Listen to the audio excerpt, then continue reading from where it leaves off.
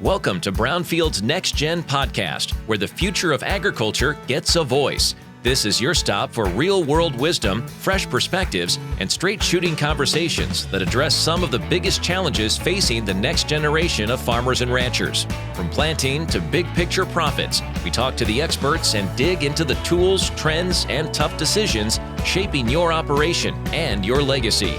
Now, here are your hosts, Erin Anderson and Kellan Heavican. Hello, everyone. I'm Brownfield anchor reporter Erin Anderson, and we're here with Kellan Heavican today as well. Welcome to the Next Gen podcast on Brownfield. Hey, thanks, Erin. We're so excited to be here. It is our first episode of the Next Gen podcast, helping deliver the timely information to the next generation of ag producers. And to kick things off, we wanted to talk with two young producers in the next generation to hear what they're experiencing. And so Lydia O'Brien is a cattle producer from western Nebraska in the Sandhills, and Owen Niese is an Ohio farmer. Guys, thank you so much for joining us today. Yeah, it's good to be here. It'll be my first and probably only podcast I've ever been on. Thanks for inviting me. Let's just jump in. And Lydia, let's start with you. And questions for both of you, but just give a real quick overview how you guys got into agriculture and have made the decision to come back to your operation. Sure, yeah. So I grew up, we're home on my family's operation right now. So I grew up about a mile away from where I'm living, which has been great. I loved growing up out here. It's kind of in the middle of nowhere, so you kind of have to have a special personality for that, I guess. But I always knew I wanted to stay involved in the family ranch growing up. I wasn't quite sure what I wanted to do when I went to college. I started off animal science, kind of on a pre-vet track. I thought maybe large animal veterinary would be what I wanted to do.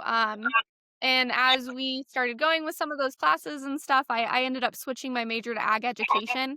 So I graduated with an ag education major with a biology endorsement. And I ended up teaching for 2 years after that. So I was an ag teacher for 2 years at Ogallala. I was dating my husband / engaged to him at that point. When we got married, it was in between my first and second year teaching. So we moved home to the ranch. We both knew we wanted to be in production ag. He comes from a row crop, cattle, hog, very diversified operation in eastern Nebraska. But at the time, he had a couple cousins home and some uncles still ranching with his dad. So there really wasn't space for him. And it worked out good that I have all sisters and all of them are on their husbands' operations now. So there was kind of space for us to come home at that time, which was awesome. I tried to teach for 1 more year after moving back to the ranch, and it was about an hour and 15 minutes to Ogallala one way. So it was a lot of time on the road. And honestly, I think that just kind of burned me out. In addition to that, we really need a lot of help out here. You know, the labor crisis is very real, and I love being home and helping with it. So it was just the timing was right for me to come home full time as well. So my husband and I have been home this is my 3rd full year, his 4th full year. And yeah, it's just the timing worked out well, and there was space on our operation, and I'm very thankful that we're out here and able to do this. Owen, how about you? So I'm a 3rd generation corn, soybean, and wheat farmer. It's pretty cool. My grandpa died recently, but my dad, my grandpa, and I were actually business partners for over 10 years, which is really cool. Not many people get to say that they were partners with their grandparents. So I'm really lucky that my parents and my grandparents they wanted me to be here, and I've got siblings, cousins, and I'm the only one that came back that wanted to do this. And Ohio is much different than Nebraska. Like, we are not in the middle of nowhere. Everywhere in Ohio, there's always there's people everywhere. But so which is good. There's job opportunities for kids to get off the farm, or especially younger people. There's different outlets to make money that you can be a part-time farmer here. I'm fortunate that my family also owns a farm drainage business. So because we get too much rain in Ohio, we have to get rid of that excess soil moisture. So I'm blessed that I have this this kind of side job that works really well with grain farming. Um, so that's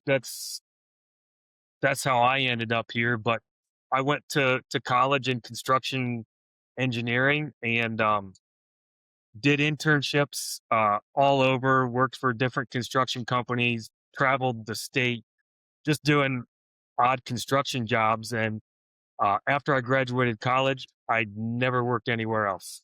Um, I don't know what happened. Just maybe I was bad at interviewing, and the only place that that I could find a job when I was done with school was the farm. But I've been here the entire time, and um, yeah, I have a wife and a 2-year-old son, and we got fortunate that we bought a house just around the corner from where my grandparents live. My grandma, she still lives on the farm, so it's really cool. We're all real close by, but I'm I've enjoyed my time. I can't imagine working anywhere else. That's a great story from both of you, kind of having those family backgrounds and then coming back to the farm. That's so special. Can you talk about some of the specific challenges? You guys are younger producers, and obviously, with where we're at in the ag economy, Lydia, you mentioned the labor crisis. And obviously, there are things happening on the grain side right now, too, with the ag economy. Can you talk a little bit about some of the challenges that you guys have faced in the first several years of your farming careers? Sure. Yeah. So, I mean, right now we're pretty lucky. The cattle market has been sky high since we got into it. My parents keep telling me that we got in at a bad time because it's going to go back down someday, which I'm sure it will. But yeah, we can't complain about the market prices right now. I know Owen probably has a different outlook on that, being a corn farmer at this Yeah. time. Um, but yeah, the labor crisis for sure out here is real. We struggle with finding good quality help that wants to stay out here. Like I said, we're really far away from anywhere. Where the hired man lives, it's 25 minutes to the closest town, and that town basically has a very small grocery store and like a gas station. The next biggest town would be an hour and a half away with a Walmart in it. So to find the right individual is hard. I think also being a young producer, that's been one of the biggest struggles for my husband and I, is just learning how to manage employees as a young employer. Um, my dad has been great about trying to help us get set up on the operation. But there's still a learning curve to everything. And I know, Owen probably experienced some of this as well, but coming home, it's always a little bit like, okay, who's taking over what? My dad did this for however many years, and now we want to help with it, but it's a little touchy, a little bit of a line to walk at first. Right now, I feel like we're in a really good place. We've kind of got all of the wrinkles worked out, but definitely the first year or two back when we were both home full time, there was a few wrinkles, and trying to just figure out who was responsible for what and where everybody fit into the puzzle was something that we just needed to work through. What about Owen, you, Owen? yeah, tell us, Owen. I I think I think overall in grain farming right now, our biggest concerns are our fertilizer costs, and then we're really good at producing a crop, but we have to do better at getting it out of our country or finding new uses for it. But I think when you start talking about like young farmers in Pennsylvania, Ohio, Indiana, Illinois, we're dealing with this urban sprawl. We're dealing with um, solar. We're dealing with wind farms, and I hate to even say farms because when a windmill goes up on something, I don't look at that as a farm anymore. That's like industrial. But the cost to get into land ownership for young people right now is unsustainable. I mean, young people cannot do it because you cannot break a you cannot break even. You can't go to a day job somewhere. You can't get married to a spouse that has a good day job somewhere and be able to pay for 80 acres of land. And that's what's hurting most young farmers right now is that the cost to get into this business is unreal. You can run old, worn out equipment and get by, but even to rent farm ground right now because of how much development's going on. It's such a it's just it's a we only have so much. It's going to run out, and it's very competitive even to rent farm ground. And unfortunately, the younger producers in our area just they don't have chances to get started in the business. Um, I'm lucky because, like I said, I have backing, but not everybody has the same backing. Guys, I mean, there's so much stuff to follow up on in both of your answers. I mean, this is really appreciate the insight, right? And I think of this idea of how do young producers. So you were talking about here are the challenges just to get into the business, but is if you're a part of a family operation, there's also a piece where you have to expand to support everybody financially. So my question for both Lydia and Owen, you guys, is I'm thinking cattle business prices are really high to go invest in cattle right now. So how do you, considering that, you expand? And then Owen, it's a similar question with the profitability under pressure right now because of commodity prices and inputs. How do you guys expand? I mean, they're two different perspectives. So, um, Lydia, tell me where do you guys start at there? Sure. Yeah. I mean, we're right at that point, Kellen, where we're trying to expand a little bit. And I just want to echo everything Owen said because the cost of land is crazy high. I mean, my husband and I, that's one of our long-term goals is to be able to buy something of our own. And like Owen, I'm lucky. I'm on a family operation. I have backing, I have support. um, Going in with different family members can help give you a little buying power, but it's super competitive out here. And there's a lot of legacy ranches in my area. So land doesn't change hands a lot out here. And when it does, it is very competitive. And even lease ground, like Owen was saying in his area, it's very competitive out here as well. So we run on quite a bit of lease ground. We have quite a bit of ground that we own as well. Um, but we're at that point where we wanna be just a little bit more stable in the long term, being able to maintain our herd size as is, because if we lost all of our lease ground, we'd have to scale back just a little bit. Um, and so we've had some pretty serious conversations about that in our family here the last year or 2. I don't have a perfect answer for you on how we do expand. I think it's just you've got to be ready for an opportunity when it presents itself. And don't be afraid to go looking for it. My husband and I have talked to a lot of different people that we know lease ground or that have potential opportunities for us to kind of maybe get a foot in the door. And some of that has paid off. Guys in our area, they like to lease to young farmers and ranchers. They like to see that we like the industry and that we're in it to stay. So that's a little helpful for us. But at the same time,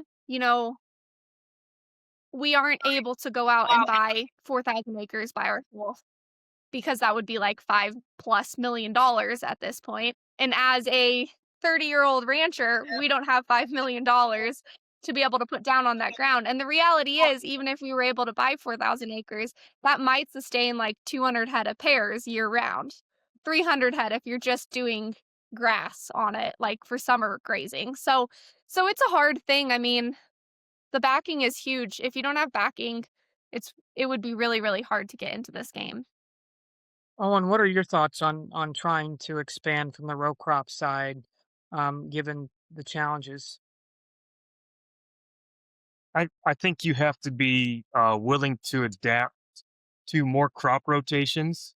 So that's definitely corn and soybeans, but you've got to be willing to plant wheat. You've got to be willing to plant double crop beans. You've got to be willing to make straw. But as Lydia's talked about, the cattle market's great right now. So there's a lot of farmers in our area that were strictly row crop that are getting into cattle. So I think that's how people are helping kind of mitigate those challenges. Is that we have an economy out here that can support um, a diverse blend of agriculture in Ohio. So we're just you need to expand everything your operation can do. I would echo that as well. We're a little limited since we're strictly cow calf and we have no farm ground, so no pivot ground or anything. So it's a little different diversifying out here. But I think that is one thing that young farmers and ranchers can do to help, make a little extra on the top, increase their profit margin. My husband and I are trying to get into the registered side of things a little bit, and mainly to help us save some costs on buying bulls, which we have great bull producers around the area. We'll still go buy bulls from them. But we look at our costs, and that is when we have to buy 5 bulls or more a year. And they're averaging, like, one of the sales down by Oglala just averaged over $20,000 per bull. So when you look at that, it's like, well, this could be an easy way to save money and help increase our genetics a little bit if we can raise just a couple for our own, and then potentially have the opportunity to sell them in the future as well. But really, to help us save a buck here and there. Now, you both mentioned the backing of your family operation, having that, those resources on the back end, having that experience on your side as well. Is that something that you guys utilize on a regular basis for advice? Who do you go to when you have questions or if you need resources? Kind of how do you navigate that as a younger producer? Yeah, I mean, absolutely. My dad is definitely probably our biggest mentor, which I see him every day anyway since he's working with us, and they live a mile down the road from us. Um, but I don't know what I would be doing if my dad had just moved off the operation right away. There's so much generational knowledge there, and so much. I mean, he's been ranching for 40 plus years. There's so many things and different situations that he's come across that my husband and I haven't even seen yet. So when we run into those, just being able to talk it over with him has been super helpful. Um, Unfortunately, both of my grandparents have passed away, both sets of them. So I really was really young when they passed away. I wish I would have been able to talk with them about their advice, and I think it would have been really beneficial to be on a multi-generational place like that. But I am lucky to have my dad. And my mom's a big part of our operation as well. She's more on the book side of things. So some of the finances and the secretarial stuff that is very, very important for our operation, she's able to answer some of those questions for us. What Yeah, I about you, think Owen? we need to shout out the unpaid moms that do the secretarial things and do the bookkeeping things. They don't get enough credit. There's been plenty of women for as long as farms have been going on that have taken care of that stuff. Um, that's been great. That my grandma did that. My mom does that now. Um, so we rely on that kind of stuff. But I'm the same way as Lydia. I go into work with my dad every day. Like, we spend, so much time together. Decisions get made, you know, by both of us. Somebody comes in for a meeting, normally both of us are there, and that's how we do things. And there's so many people there's so many good people that we've worked with over the years that, we have company Christmas parties and they're outside contractors that they get invited because they're like family.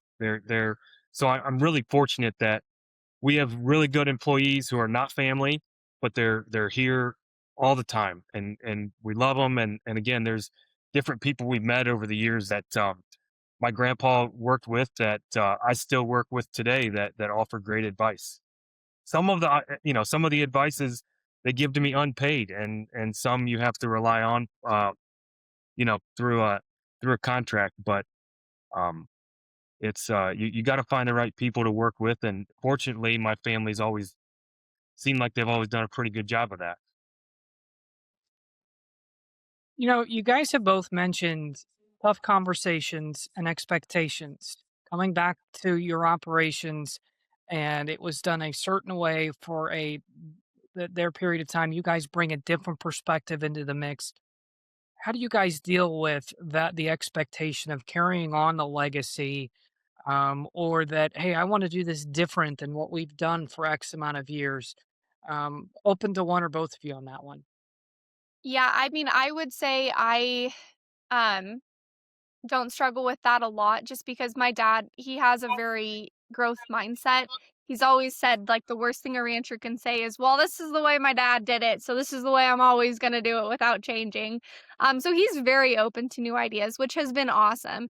And he's very willing to talk about why we're doing something. I mean, at the end of the day, he's still the head of our ranch, so he has say in everything we do, but he's been really great about bringing us into the decision making process. And if there is something that we wanted to do and brought it up, he's been very, very open to letting us do that. I know there are other kids my age that are home that have different experiences, whose dads are more set in their ways, so they're experiencing different challenges. But like I said, I've been very blessed with my dad being open minded about that stuff. I think when you start talking about the row crop grain farming, the things that gets kids interested and younger people interested is always the iron, or it's the planter upgrade, it's the technology in cab. Um, and my grandpa, he loved that stuff. I mean, he was 80 years old running combine, like had to have auto steer, had to have, we were upgrading all the time. And so like that's what kept me interested, but it wasn't hard to there wasn't always tough generational differences, because a lot of the things I was interested in, he was kind of for. And and I think that's what's made us he was a first generation farmer. He had to start on his own. And I think that curious mindset that he had even into his later years just trickled down through all of us. So we're always like curious is what's the new thing? What can we do different? And again, and to me now it's more looking at different, uh, getting deeper into the plant, not so much the iron. The iron nowadays is too expensive to be tweaking all the time. But when you start looking at the agronomic stuff, that's kind of where my focus has been. And so that's uh, that's what's going to push us forward into the future is uh, getting better on that side. I have one last question, Erin, unless you want to jump in real quick. Nope, go right ahead. I was just going to kind of wrap up our conversation, but go ahead, Kellan. So, real quick for both of you, what when you think of the resources and information that you guys need as young producers, what could you use more of? Yeah, that's a good question, Kellen. I know you had mentioned that to me when you asked me to be on this, so I've been kind of trying to think of some of that. Um, I think we have a lot of really great resources out there. Um, I do think, like I mentioned earlier, the labor crisis out here, everyone is struggling with it really badly. Um, and on top of that, as a young producer, trying to figure out how to manage employees has been a learning curve. And I think more resources about that would have been really beneficial for me and my husband, especially stepping onto an operation our size where we do have employees and summer help and day help and things like that. I know that wouldn't go for every single person coming back to their operation, especially if it's, just them and their parents working on the place. But for us, I think that would have been and still would be very beneficial for me. Owen, do you have a thought or comment there? I'm I'm a board member with Ohio Corn and Wheat, so I serve on our wheat checkoff. And the projects that we've been working on, um, they kind of pertain to the estate planning and the asset management type stuff, or the getting to know the bookkeeping on your farm. And a lot of people don't know where their their break even is. They're just not good at tracking expenses, and then tracking the grain marketing.